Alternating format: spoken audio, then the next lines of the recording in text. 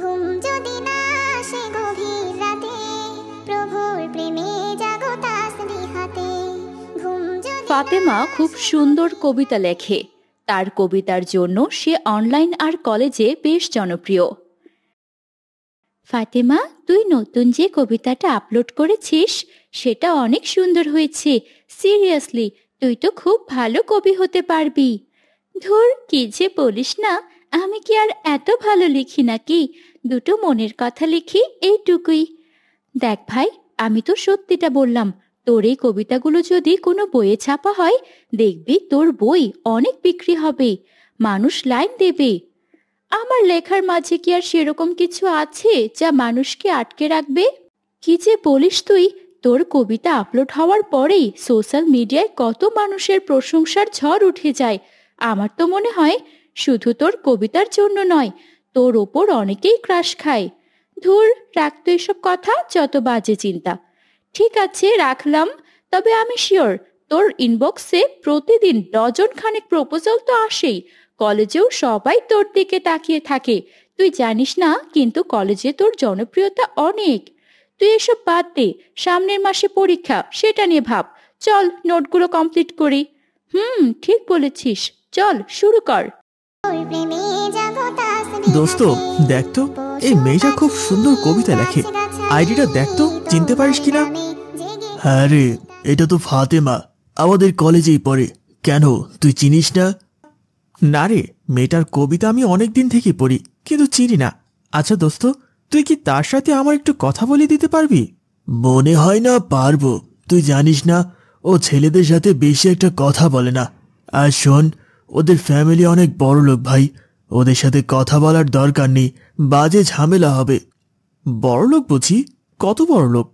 ওর বাবার অনেক বড় বিজনেস, শহরের নামকরা একজন মানুষ, খুব প্রভাবশালী। তাহলে যেভাবেই হোক ওর সাথে আমার কথা বলতে হবে। ওকে পটাতে পারলে আমার লাইফ সেট হয়ে যাবে ভাই, আর কোনো চিন্তা থাকবে না। কি বলছিস এসব? তোর মাথা ঠিক আছে তো? আমার মাথা ঠিকই আছে, তুই চিন্তা করিস না। আমি চললাম, দেখি কোনোভাবে ওর সাথে আরেকবার কথা বলা যায় কিনা। জাস্ট একটা সুযোগ, বুঝলি? আল্লাহ ভালো জানি কি মতলব তোর মনে। Excuse me Fatema. জি বলুন। আমি জামান, ফাইনাল ইয়ারের ছাত্র। আমি আপনার কবিতাগুলো ফলো করি, আপনি অনেক সুন্দর লেখেন। ও আলহামদুলিল্লাহ, সব আল্লাহর ইচ্ছা। সত্যি বলছি, আপনি যেভাবে অল্প কথায় এত গভীর বিষয় তুলে ধরেন সেটা খুবই বিরল। আপনাকে ধন্যবাদ। আর কিছু বলবেন কি? আমার ক্লাসে যেতে হবে। আমি বুঝতে পারছি ফাতেমা, আপনি অনেক ব্যস্ত। আসলে আমি একটা বিষয়ে সাহায্য চাইতে এসেছি। কি বিষয় বলুন? আমিও একটু আধটু কবিতা লিখি, কিন্তু ভুল ধরিয়ে দেওয়ার কেউ নেই। আপনি তো এত ভালো লেখেন, আপনি কি আমাকে একটু শেখাবেন? আমি নিজেই ভালো লিখতে জানি না, আল্লাহর রহমত ছাড়া কি লেখালেখি করা যায় বলুন? আমার থেকে শেখার কি আছে? প্লিজ, আপনি না করবেন না। আমার বিশ্বাস আপনি শিখিয়ে দিলে আমি পারবো। আর শুনুন, আমি আপনাকে অনেকদিন আগে মেসেজ রিকোয়েস্ট দিয়েছি, রিপ্লাই দেবেন প্লিজ। আচ্ছা ঠিক আছে, দেব। তবে শুধু কবিতা নিয়েই কথা বলতে হবে, এর বাইরে আমি কোনো ব্যক্তিগত কথা বলবো না। ঠিক আছে, তাই হবে। প্রথম প্ল্যান সফল হলো, এবার ধীরে ধীরে বাকিগুলো সফল করতে হবে। কবিতা নিয়ে কথা বলতে বলতে নিজের অজান্তেই ফাতেমা হারাম সম্পর্কে জড়িয়ে পড়ে। এরপর থেকে শুরু হয় একের পর এক ভুল।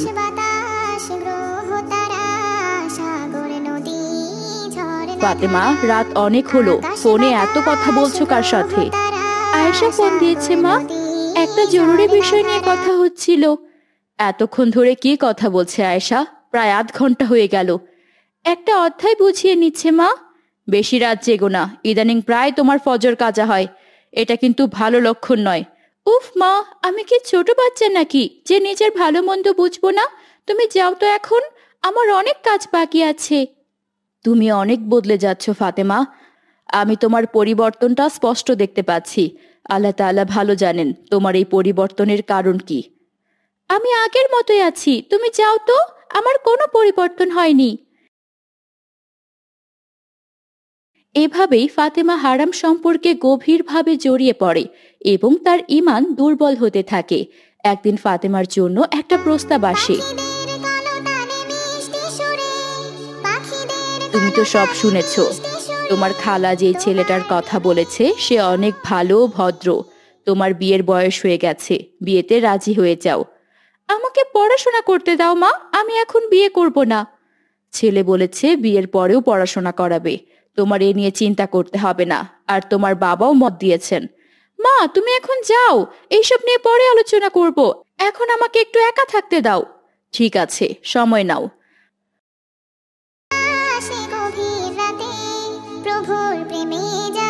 মা চলে গেলে ফাতেমা দ্রুত জামানকে ফোন করলো। হ্যালো জামান, আমার বিয়ে ঠিক হয়ে গেছে। কি বলছো এসব? এখন কি হবে? তুমি বাসায় প্রস্তাব পাঠাও, আর দেরি করো না। আমার তো চাকরি নেই ফাতেমা, তোমার বাবা মানবেন না। তুমি জানো না তোমার বাবা কত বড় লোক। তাহলে কি করবে এখন? কিছু তো একটা করো, আমি অন্য কাউকে বিয়ে করতে পারবো না। চলো আমরা পালাই, এছাড়া আর কোনো উপায় নেই। তুমি যদি সত্যি আমায় চাও তবে এটাই একমাত্র পথ। পালাবো? এটা কি ঠিক হবে? এটা তো আরো বড় ভুল হবে। আর কোনো উপায় নেই ফাতেমা, তুমি যদি আমার সাথে থাকতে চাও তবে এটাই শেষ সুযোগ। বাসা থেকে যত গয়না টাকা পয়সা পাও সব নিয়ে এসো, আমি তোমার জন্য অপেক্ষা করব। আচ্ছা ঠিক আছে। গভীর রাতে ফাতেমা বাড়ির গহনা টাকা চুরি করে জামানের কাছে চলে আসে। বাস কখন আসবে? দেরি হচ্ছে কেন? তাড়াতাড়ি তো আসার কথা ছিল, দাঁড়াও আমি একটু খোঁজ নিয়ে দেখি। আচ্ছা শোনো, এলাকাটা ভালো না, টাকা আর গহনার ব্যাগটা আমায় দাও, তোমার কাছে থাকলে চুরি হয়ে যেতে পারে। নাও, তাড়াতাড়ি খোঁজ করে ফিরে এসো। আচ্ছা। জামান আর ফিরে আসলো না। এদিকে ফাতেমা অপেক্ষা করতে করতে ভোর হয়ে গেল। আরে ফাতেমা, তুমি এখানে এত ভোরে কি করছো? আপনি কে? আমি তোমাকে চিনি, তুমিও চিনবে, পরিচয় দিলে। আমি জামানের বন্ধু। আপনি কি জানেন জামান কোথায় গেছে? জামানের খোঁজ তো আমি জানি না, কেন কি হয়েছে? আসলে আমরা পালিয়ে এসেছি। ও আমার গহনা আর টাকার ব্যাগ নিয়ে সেই কখন বাসের খোঁজ করতে গেছে, এখনো ফেরেনি। ফাতেমা, তুমি অনেক ভালো মেয়ে, তাই তোমার কাছে কিছু লুকাতে চাচ্ছি না। আসলে জামান তোমাকে না, তোমার টাকা পয়সাকে ভালোবেসেছে। ও আমাকে ভালোবাসেনি মানে? কি বলছেন আপনি? হ্যাঁ, ভালোবাসেনি। ওর সব সময় তোমার টাকা পয়সার প্রতি লোভ ছিল। সে নিজেই বলেছিল তোমাকে পটাতে পারলে ওর লাইফ সেট হয়ে যাবে। হে আল্লাহ, আমি এ কি করলাম? একটা ভুল মানুষের জন্য হারাম সম্পর্কে জড়িয়ে পড়লাম। হে আল্লাহ, আমি এ কোন ভুল করলাম?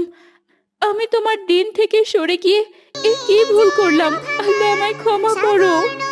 ফাতেমা নিজের ভুল বুঝতে পেরে সেখানে বসেই আহাজারি করে কাঁদতে থাকে। আল্লাহর পথে ফিরে আসার জন্য তার অন্তরাত্মা অস্থির হয়ে ওঠে। তোমাদের জন্য একটি কুইজ আছে। যারা কুইজের সঠিক উত্তর দিতে পারবে তাদের নাম পরবর্তী ভিডিওতে অ্যানাউন্স করা হবে।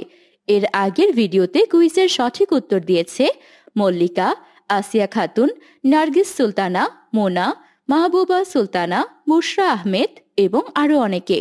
আজকের কুইজ হলো হযরত মুহাম্মদ সাল্লাল্লাহু আলাইহি ওয়াসাল্লামের স্ত্রীর সংখ্যা কত? সঠিক উত্তরটি এবং তোমাদের নাম কমেন্টে জানিয়ে দিও এবং সাবস্ক্রাইব করে বেল আইকনটি বাজিয়ে দাও যাতে করে নতুন ভিডিওর কুইজে সবার আগে অংশগ্রহণ করতে পারো।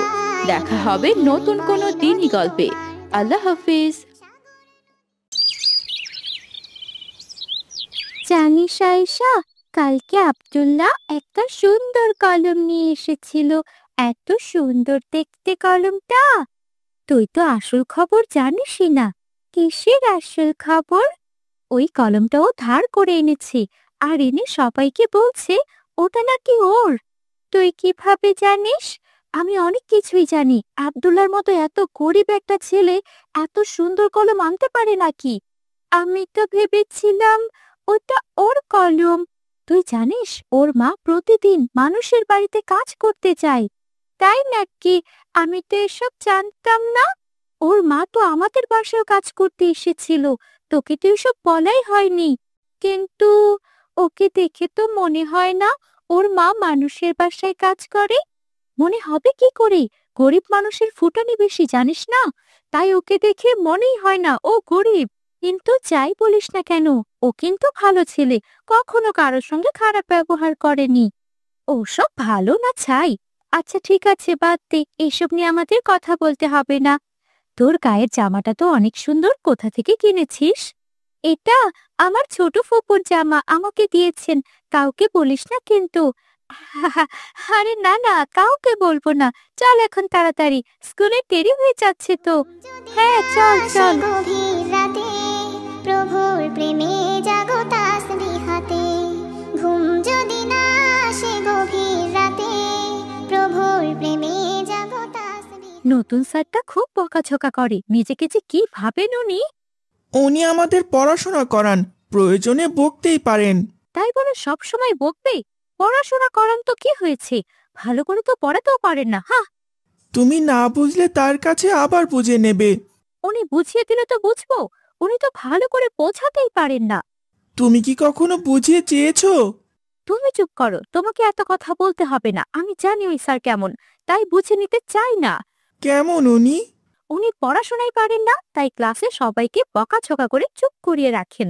বড়দের নামে এভাবে বলতে হয় না। উনি পড়াশোনা করে এখানে এসেছেন। তোমার সাথে এত কথা বলে লাভ নেই। এই ফাতেমা, এদিকে শোনো। কি হয়েছে জানিস? আজকে আমেনা আপাদের বাড়িতে কি হয়েছে? না তো, কি হয়েছে? ওকে পাত্র দেখতে এসেছিল, কালো বলে আর ওকে বিয়ে করলো না। সে কি? এটা আবার কখন ঘটলো? সব খবর রাখি আমি। ওরা ওদের টাকা পয়সার খুব অহংকার করত। একদম ঠিক হয়েছে।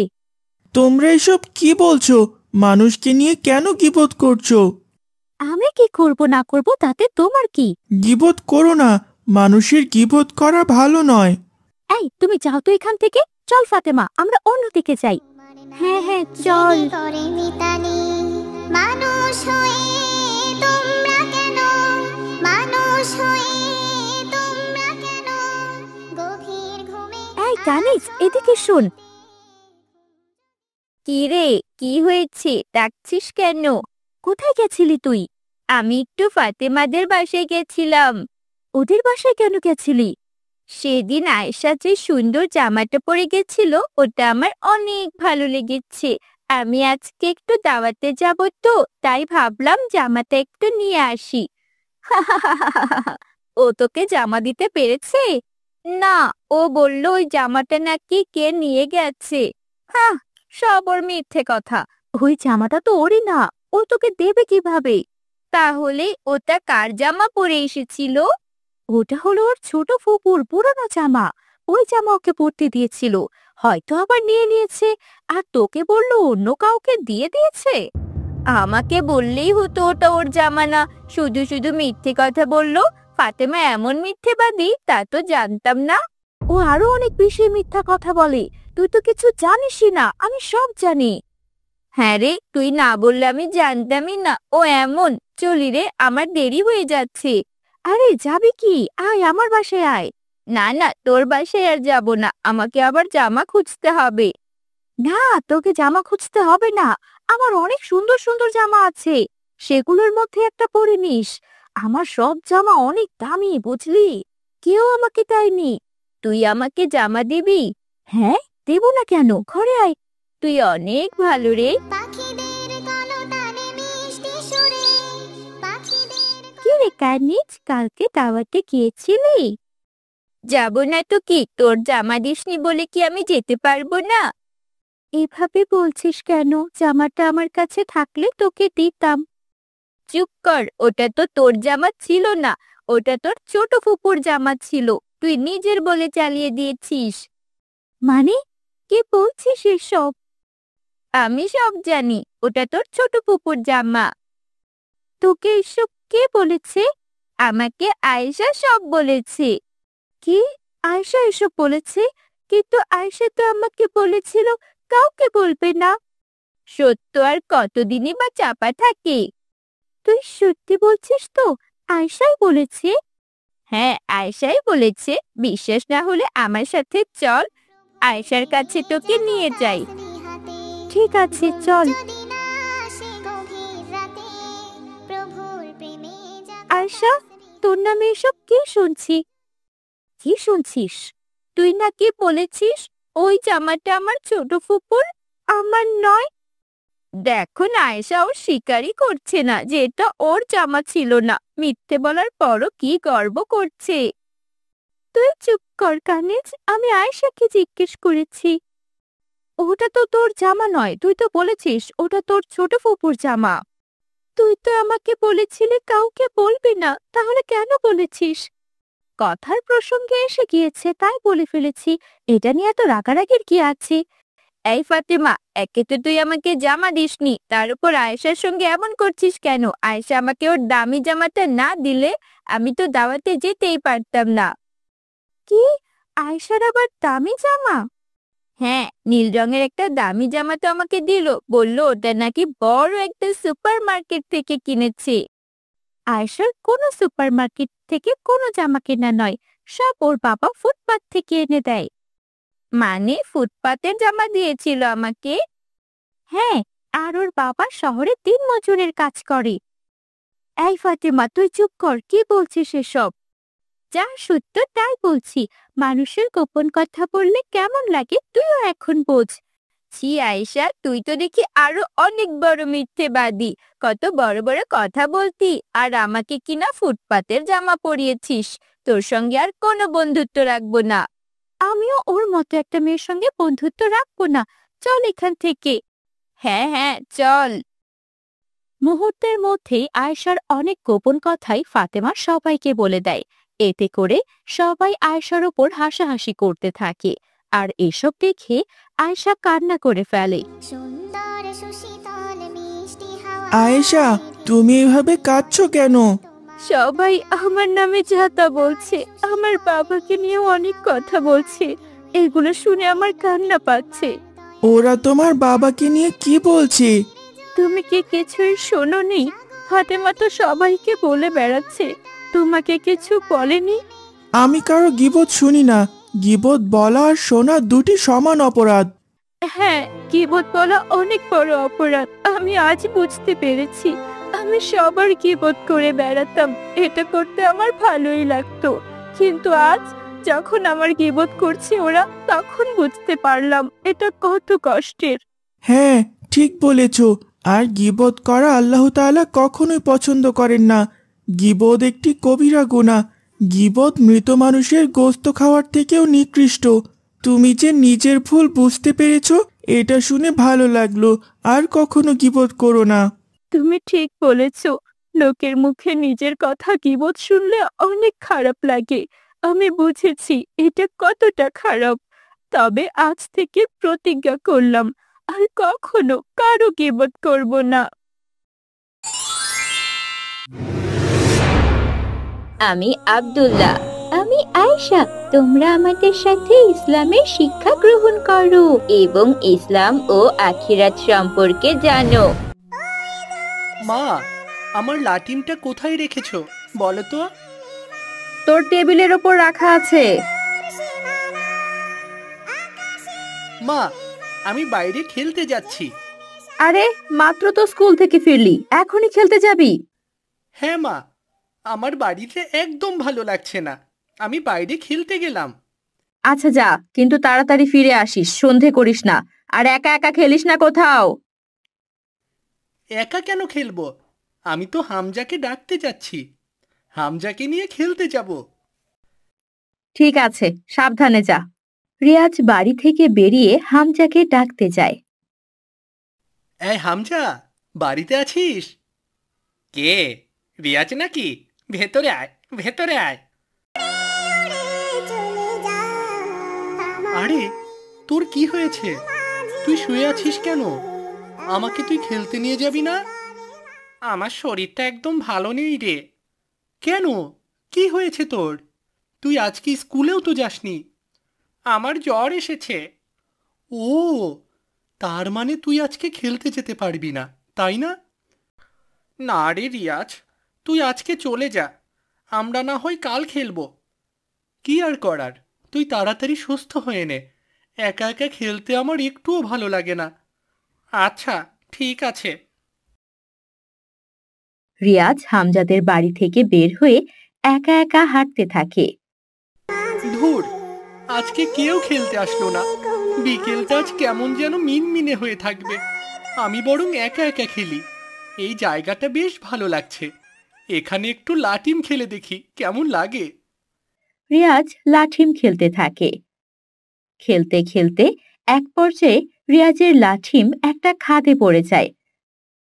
এই রে, যা, লাটিমটা খাদে পড়ে গেল। একটা মাত্রই লাটিম আমার। ধুর, এটাকে এখন তুলতে হবে। আজকের দিনটাই ভালো না। রিয়াজ লাঠিম তোলার জন্য খাদে নামে। আরে, কোথায় পড়লো লাঠিমটা? খুঁজেই তো পাচ্ছি না। কোথায় গেল? ওই তো, ওখানে পড়ে আছে। রিয়াজ লাঠিম হাতে নিতেই দেখতে পায় সেখানে একটা পাইপ। আরে, এটা আবার কিসের পাইপ? দেখতে কেমন যেন লাগছে। এটাকে কি আমি একবার ছুঁয়ে দেখব? কিন্তু কোনো বিপদ হবে না তো? ধুর, কি আবার বিপদ হবে? একটু দেখি এটা কি জিনিস। রিয়াজ পাইপটা খুলতেই সেখান থেকে পেট্রোল বেরিয়ে আসে। আরে রে রে, এগুলো কি বের হচ্ছে? এই জিনিসগুলো আবার কি? একটা কাজ করি, এখান থেকে এই কৌটোটায় এগুলো নিয়ে বাড়িতে নিয়ে যাই। বাড়িতে নিয়ে গিয়ে গবেষণা করে দেখব এগুলো আসলে কি জিনিস। রিয়াজ পাশে থাকা একটা কৌটোয় কিছু পেট্রোল নিয়ে নেয় এবং বাড়ির দিকে হাঁটা শুরু করে। এই জিনিসগুলো বাড়িতে নিয়ে গেলে মা নিশ্চয় আমাকে বকবে। কেমন কালো কালো গন্ধওয়ালা, বাসার ভেতরে ঢুকতেই দেবে না মা। কিন্তু এগুলো কি তা তো খুব জানার ইচ্ছে করছে। আচ্ছা, হাকিম কাকাকে জিজ্ঞেস করলে খুব ভালো হবে। বাজারের দিকে যেতে হবে আমাকে। বাজারে গিয়ে হাকিম কাকাকে বলবো এগুলো কি, নিশ্চয়ই উনি জানবেন। রিয়াজ তেলের কৌটো নিয়ে বাজারের দিকে যায়। হাকিম কাকার দোকানে গিয়ে হাকিম কাকাকে বলে, আসসালামু আলাইকুম হাকিম কাকা। ওয়ালাইকুম আসসালাম। কি খবর রিয়াজ? আলহামদুলিল্লাহ। তুই কিছু নিতে এসেছিস? কিছু লাগবে তোর? না কাকা, আমি আপনাকে একটা জিনিস দেখাতে এসেছি। দেখুন তো এগুলো কি, বলতে পারেন কিনা? দাও তো দেখি।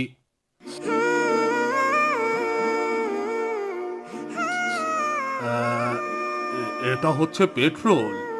তুমি এটা কোথায় পেলে? আসলে আমি কোথাও পাইনি, বাড়িতে ছিল। তাই নাকি? এগুলোর তো অনেক দাম। তুই বেচতে এসেছিস নাকি রে? হ্যাঁ, আমি বেচতে এসেছি। মা আমাকে পাঠিয়ে দিয়েছেন। ঠিক আছে, তাহলে কৌটাটা আমাকে দে, আমি তোকে টাকা দিচ্ছি। হ্যাঁ কাকা, এই নিন। রিয়াজ হাকিম কাকাকে এক কৌটো পেট্রোল দেয় এবং হাকিম কাকা তাকে টাকা দেয়। রিয়াজ টাকা পেয়ে অনেক খুশি হয় এবং সে খুশি মনে বাড়ির দিকে যায়। রিয়াজ, এসেছিস? আয়, হাত মুখ ধুয়ে খেতে আয়। না মা, আমি ঘরে গেলাম। আরে খেয়ে দে, ঘরে যা। না মা, আমার একটুও খিদে নেই, আমি ঘরে গেলাম। রিয়াজ না খেয়ে ঘরে চলে যায়। বিছানায় শুয়ে রিয়াজ মনে মনে ভাবতে থাকে, আরে, আমি তো অনেক টাকা পেয়ে গেলাম। এই টাকাগুলো দিয়ে আমি কি করব? হ্যাঁ, কালকে বন্ধুদের সবাইকে খাওয়াবো। এভাবে প্রতিদিন যদি পেট্রোল এনে বেচতে পারি তাহলে আমি অনেক টাকা পাবো। আমি তো বড়লোক হয়ে যাব। পরের দিন রিয়াজ তার বন্ধুদের সঙ্গে দেখা করতে যায়। ওই তো রিয়াজ এসে গেছে। কিরে, তোকে আজকে এত খুশি দেখাচ্ছে কেন রে? আমার কথা ছাড়, তোর শরীর এখন কেমন? আলহামদুলিল্লাহ, আমি এখন সুস্থ আছি। ঠিক আছে, চল তাহলে তোদের খাওয়াই। কি বলছিস? তুই আমাদের খাওয়াবি? তুই তো কখনোই আমাদের খাওয়াস না। কখনো খাওয়াই না বলে কি আজকেও খাওয়াবো না নাকি? কিন্তু কি উপলক্ষে খাওয়াচ্ছিস আমাদের বলতো? হামজা সুস্থ হয়েছে, এই উপলক্ষেই খাওয়াবো। বেশি কথা না বলে চল এখন। কিন্তু তুই এত টাকা কোথায় পাবি? আমি আলাদিনের চেরাগ পেয়েছি, বুঝলি? সেখান থেকে অনেক টাকা আসে। এখন বেশি কথা না বলে চল আমার সঙ্গে। তোরা কি কিছু খেতে চাস না নাকি? আরে চাই চাই, আমরা কেন খাবো না? চল চল, হ্যাঁ তাড়াতাড়ি চল। এভাবে রিয়াজ প্রতিদিন কুয়া থেকে পেট্রোল নেয় এবং হাকিম কাকার কাছে বিক্রি করে। সেই টাকা দিয়ে বন্ধুদের সঙ্গে ফুর্তি করতে থাকে। কিন্তু একদিন হলো এক বিপদ। মা, তুমি আমাকে কেন ফুটবল কিনে দেবে না? সবার কাছেই ফুটবল আছে, কিন্তু আমার কাছে কোনো ফুটবল নেই। এত ফুটবল ফুটবল করতে হবে না, আগে পড়াশোনায় মন দে। আমাকে ফুটবল কিনে দিতেই হবে, আমি কিছুই শুনবো না। আর একটা কথা বললে তোর বাবাকে গিয়ে বলে দেব। আমাকে শুধু কটা টাকা দাও, আমি নিজেই কিনে নিয়ে আসবো। ফুটবলের দাম অনেক, বুঝলি? এত টাকা আমার কাছে নেই। তাহলে বাবার কাছ থেকে এনে দাও। তোর বাবার কাছেও কোনো টাকা নেই এখন। আর একবার যদি ফুটবলের কথা বলেছিস তাহলে এখনই মার শুরু করে দেব। ধুর, আর কিচ্ছু ভালো লাগছে না, আমি বাইরে গেলাম। রিয়াজ রাগ করে বাইরে বেরিয়ে আসে এবং সে চিন্তা করে তার বন্ধুদের কাছে যাবে। কিরে রিয়াজ, তোর এত মন খারাপ লাগছে কেন? কি হয়েছে? আমাকে বাড়ি থেকে ফুটবল কেনার টাকা দেয়নি, এজন্য মন খারাপ করেছিস? হ্যাঁ করেছি। আচ্ছা শোন, তোরা কি আমাকে কিছু টাকা দিতে পারবি? আমরা কোথায় টাকা পাবো? আমাদের কি এত টাকা আছে নাকি? আমাকে কোনোভাবে টাকা এনে দে, আমি পরে শোধ দিয়ে দেব। তুই কোথায় টাকা পাবি এত? আরে বলছিলাম না, আমার কাছে আলাদিনের চেরাগ আছে। তোরা হাসছিস কেন এভাবে? তুই আমাদের বোকা পেয়েছিস নাকি? তুই আমাদের টাকা মেরে দেওয়ার ধান্দা করছিস, তাই না? আমি কেন এটা ভাববো? শোন, আমি তোদের অনেক খাইয়েছি, এখন আমাকে সাহায্য কর। হ্যাঁ, না না, আমরা কি পাগল নাকি যে আমাদের টাকা তোকে দেব? চল হামজা, আমরা এখান থেকে চলে যাই। হ্যাঁ রিয়াজ, আমার বাড়িতে অনেক কাজ আছে, আমিও চললাম রে।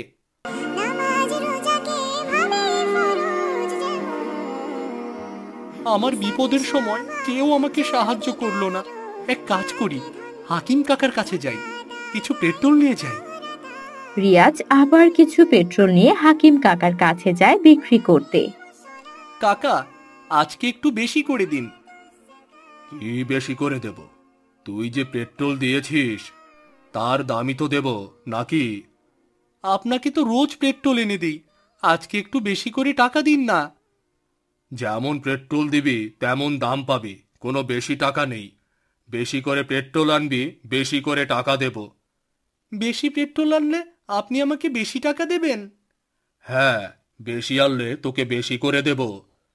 আমি তাহলে অনেক বেশি পেট্রোল আনছি। ঠিক আছে, যা তাহলে। রিয়াজ সেখান থেকে চলে যায়, কিন্তু হাকিম কাকার মনে সন্দেহ জাগে।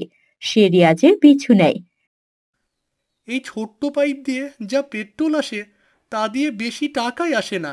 আমাকে আজকে অনেক পেট্রোল নিয়ে যেতে হবে ফুটবল কেনার জন্য, না হলে আমি ফুটবল কেনার টাকা জমাতে পারবো না। কিন্তু কিভাবে বেশি পেট্রোল নেব?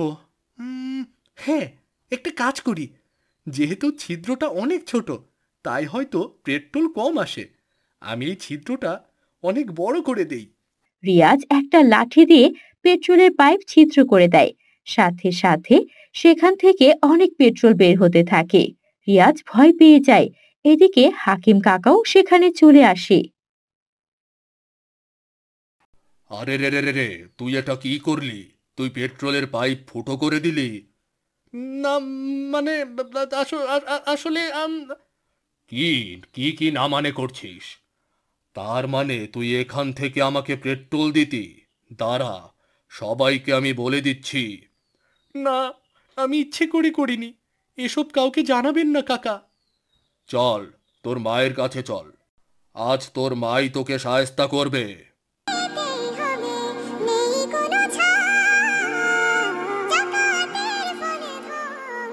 হাকিম কাকা রিয়াজকে তার মায়ের কাছে নিয়ে যায় এবং তার মাকে সব ঘটনা খুলে বলে। আমি যা শুনছি তা কি সত্যি? রিয়াজ, তুমি এই ভুলটা করেছো? হ্যাঁ মা, আমি আসলে বুঝতে পারিনি মা। তোমার এটা করা একদম উচিত হয়নি। প্রথম দিনেই ভুল না হয় করেছো, কিন্তু তারপর অনবরত কেন একই ভুল করেছো? আমি অনেক লোভে পড়ে গিয়েছিলাম মা, তাই ফুটো করে দিয়েছি। অনেক পেট্রোল পাওয়ার আশায় মা তুমি কি তোমার ভুল বুঝতে পেরেছো? হ্যাঁ মা, আমি আমার ভুল বুঝতে পেরেছি। আমি আর কখনো লোভ করব না মা। শোনো বাবা, লোভ করা অত্যন্ত খারাপ কাজ। দেখলে তো তোমার লোভের জন্য কত বড় ক্ষতি হয়ে গেল। আমি আমার ভুল বুঝতে পেরেছি মা। আমি আর কখনো লোভ করব না, কখনোই না। মনে রেখো, লোভ যারা করে তাদের আল্লাহ তাআলা পছন্দ করেন না। লোভ করলে কখনো নিজের ভালো হয় না। নিশ্চয়ই সেটা বুঝতে পেরেছো, তাই আর কখনো তুমি লোভ করবে না। হ্যাঁ মা, আমি বুঝতে পেরেছি। আমি আসলে ভুলে গিয়েছিলাম যে লোভে পাপ, আর পাপীকে আল্লাহ তাআলা পছন্দ করে না। আমি আর কখনোই লোভ করব না মা, আর কখনোই না। মাশাআল্লাহ, তুমি বুঝতে পেরেছো, এটাই অনেক। লোভ করা যে খারাপ এটার প্রমাণ তুমি হাতে নাতে পেয়েছো। এরপর আর কখনোই রিয়াজ লোভ করেনি, কারণ সে জানে লোভ করা ভালো নয়।